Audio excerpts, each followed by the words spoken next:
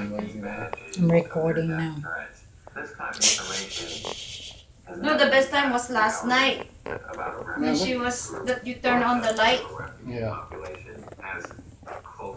Mo siya kay ang light mo kuan man di ay sa mag-record ka. Samtang naakadinhit is, magbibira ko sa unaw.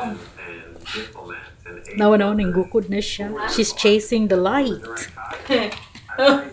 Hundreds of thousands of dollars now to get help and to hire people to like help me and advocate on behalf of them. The fact that all this has been done in the private sector on my laptop, basically, it sort of shows me how low a They're priority, gonna go around and around.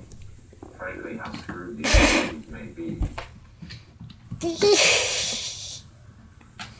Come on, Ming, maybe we'll make money out of you. Thrilled to have all of you here today. The impact that will result Can't from see it. today will save lives. There's no question about it. There are nearly 150 attorneys now giving Okay. representation and Come on. Yeah. One of the things that is so important about your role is being able to advocate and intervene for your client and to be able to push their case It's all forward. out. One of the really interesting things about the project is sort of this new paradigm of, providing refugees with legal counsel. This is the first time this has ever happened, and I think that has been, kind of exciting for us to be on the cutting edge of this. We have been at this project preparing cases for each of the firms so that once you get out of this training, you can hit the ground running and start providing direct assistance to people who are in need.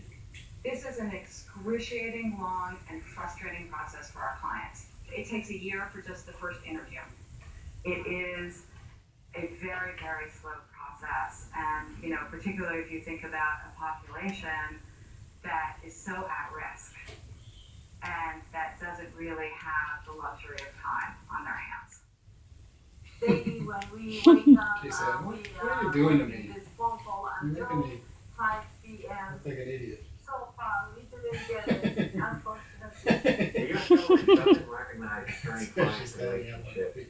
for refugees, but I just sort of proceeded and we built the project sort of ignoring that reality and just saying, Papulan na basically through you, we're giving these people lawyers and you're just going to have to put up with them whether or not you respect this relationship at all. We think that they warrant some legal advice. But they talent It's so this. complicated. So the U.S. Embassy